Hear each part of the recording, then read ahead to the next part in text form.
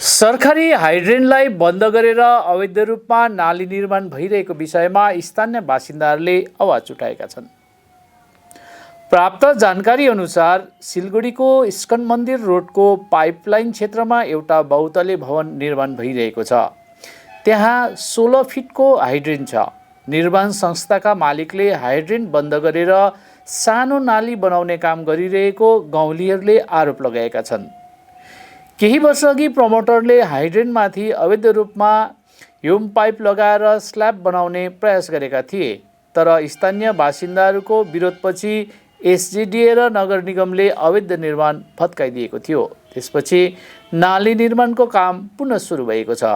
आज स्थानीय बासिन्दाहरूले पञ्चायत सदस्य र जिल्ला परिषद सदस्यसँग मिलेर नालीको अवैध निर्माणको विरोध गरेका छन्।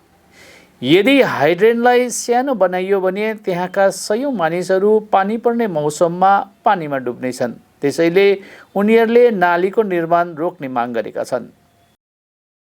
অভিযোগ দেখেন, এই ড্রেনটা প্রায় 16 থেকে 18 ফিটের ড্রেন হয়েছে। এই ড্রেনটা কিন্তু আজকের নয়, প্রায় 2000 সালের পূর্বে।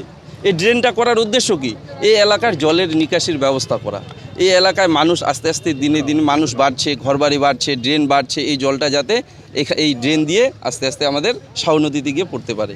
কিন্তু দেখা যাচ্ছে যত উন্নয়ন হচ্ছে, এলাকায় যত ডেভেলপ হচ্ছে, নানান রকমের ফ্লাড হচ্ছে, ফ্লাডের মালিকগুলো এরা কোথা থেকে এনওসি নিয়ে আসছে আমাদের সঠিক জানা নেই। আমরা এখানকার লোকাল প্রতিনিধি এই 18 ফিটে বা 16 ফিটের ড্রেনটাকে কেটে এরা 2 ফিটে নিয়ে আসছে। আমরা চাইছি যে এই ড্রেনটার মানে 18 ফিট বা 16 ফিট আছে যাতে এই অবস্থায় থাকে। উনি উপরে স্ল্যাব করতেই পারে, উনি উপরে স্ল্যাব করতেই পারে, কারণ ওনার যাওয়ার যে জায়গা সেটা আমরা বাধা করি না। উনি যে ফ্ল্যাট বানাচ্ছে সেটাও আমরা বাধা করছি না। যেটা ফ্ল্যাট বানাচ্ছে আমাদের এলাকার জন্য উন্নয়ন হচ্ছে। উনি কালভার্ট বানাক, উপর দিয়ে উনি স্ল্যাব বানাক, কিন্তু ড্রেনটাকে বন্ধ করে কালভার্ট বানাবে তার পক্ষে আমরা নই।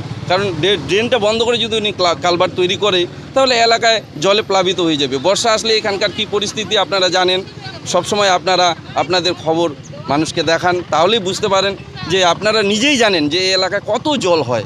এই জল যদি এখানে বন্ধ হয়ে যায়, এই রাস্তাটা কেটে দেওয়া হবে, রাস্তার উপর দিয়ে গেলে একটি আসলে হাট এবং দক্ষিণ একটি আসলে মানুষ ভেসে যাবে।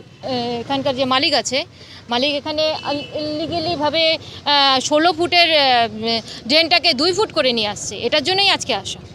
আমার কাছে চিঠি, ওনাকে আনুন, নিয়ে আসুন, ওনাকে নিয়ে আসুন। ওনাকে আমি চিনিই না। উনি যদি প্রমাণ করতে পারে আমার কোনো সই আছে, তাহলে আমি একদম মানে আপনার সামনে আমি কান ধরে উঠবস করব। হ্যাঁ, আমি যদি মিথ্যা কথা বলে থাকি, এখানেই তো আছে, ওনাকে ডেকে নিয়ে আসুন। এবার শোনেন, উনি ডিরেক্টলি জেলাতে গিয়েছেন। আমি জানি না ওইসব ব্যাপারে। আমি জনগণ যেটা চাইবে সেটার পাশেই আমি আছি, ব্যাস। জনগণ যেটা চাইবে ওটাই পাশে আছি। এখানে 16 ফুটের ড্রেনটাকে 2 ফুট করবে, 700-800 মানুষ এখানে জনগণ জলে ডুবে থাকবে বর্ষার সময়। এটা আমি হতে দিব? এখানকার জনগণ আমাকে জয়ী করে নিয়ে আসছে। এরা যা বলবে সেটাই তাই আমি। জনগণ আমাকে জেলা পরিষদ বানিয়েছেন, এদের কথাই শেষ কথা, ব্যাস। এরা জলে ডুবে থাকবে আর আমি ঘরে বসে ভালো করে থাকবো, এটা আমি হতে দিব না।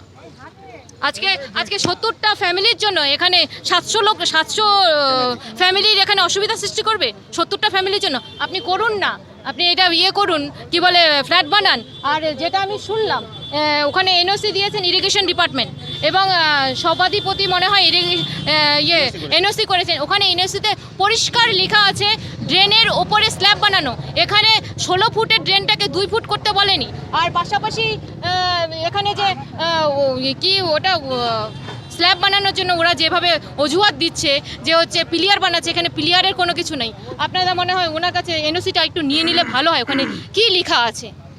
আর আরেকটা হচ্ছে, ভবিষ্যতে যদি কোনো সরকারি, আমি যেটা শুনলাম আর কি, ভবিষ্যতে আর দেখলাম আর কি এনওসিটা, ভবিষ্যতে যদি এখানে কোনো সরকারি কোনো প্রকল্প তো কোনো কাজ হয়, তাহলে ওই স্ল্যাবটা ভেঙে দেওয়া হবে। এটাও কিন্তু এখানে উল্লেখ করা আছে। এখানে আর একটা কথা বলে দিচ্ছি, আমার সাথে এই मालिक কিন্তু কোনো যোগাযোগ করেনি। यता अर्कोतिर बहुतले निर्माण कम्पनीका मालिक सन्दीप गोयलले भने सबै काम अनुमति अनुसार गरिँदैछ। स्थानीय बासिन्दाहरू बारम्बार आएर काम रोकिरहेका छन्। यदि यसपल्ट पनि हामीलाई काम गर्न दिएन भने हामी कानुनी कदम चाल्नेछौँ। ঠিক আমাদের এই যে প্রজেক্টের মালিক আছে, ওনার আছে, ওয়ান অফ দ্য প্রমোটার আছে। তো এনাদের যে অভিযোগ আছে, এনারা অ্যাকচুয়ালি জিনিসটা ভুল বুঝতেছেন। আমরা ফুল পারমিশন নিয়ে কাজটা করছি আমরা ইরিগেশন, এটা অ্যাকচুয়ালি কোনো আমলে ইরিগেশন ডিপার্টমেন্টের একটা ক্যানেল ছিল। This is was not never hydrant. এটা এখনও আপনি দেখতে পারবেন, this is not a hydrant.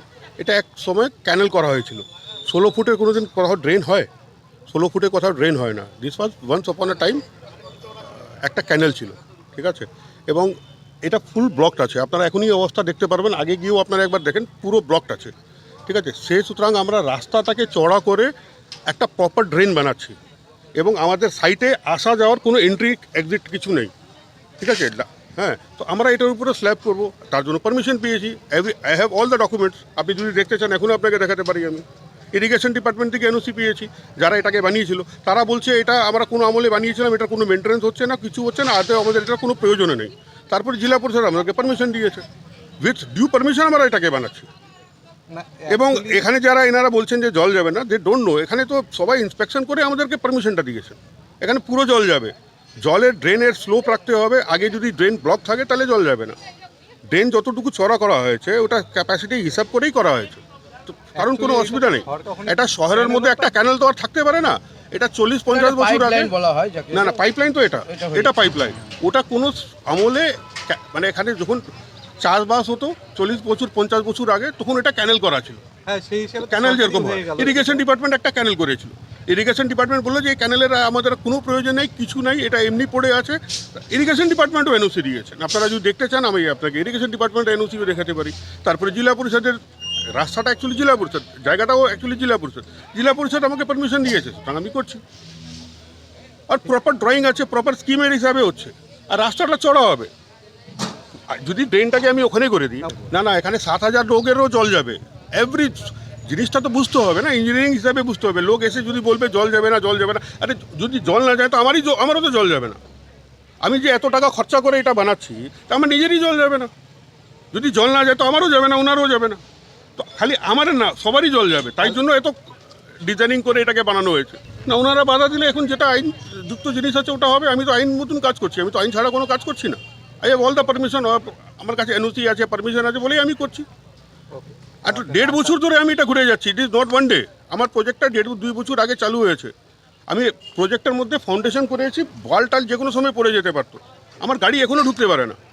তো আমি 1.5 বছর ধরে একটা পারমিশন বের করার জন্য আমি ডিএম অফিসে গেছি, বিডিও অফিসে গেছি, জেলা পরিষদে গেছি, এখানকার প্রধানকে আমি কয়েকবার চিঠি লিখেছি, কেউ উত্তরই দেয় না। এক্সডিডিওকে চিঠি লিখেছি, মেয়র সাহেবকে চিঠি লিখেছি, সবাইকে লিখেছি। তারপরে জানা গেল যে এটা ইরিগেশন ডিপার্টমেন্ট আছে, জেলা পরিষদে এখন গেলাম, জেলা পরিষদের জমি আছে, এবং ওনারা বললেন যে আপনি আগে ইরিগেশন ডিপার্টমেন্ট যদি এনওসি দেয় তাহলে আমরা এনওসি দিব। তো ডিউ প্রসেস ফলো করে করা হয়েছে, এর মধ্যে বলার আর কিছু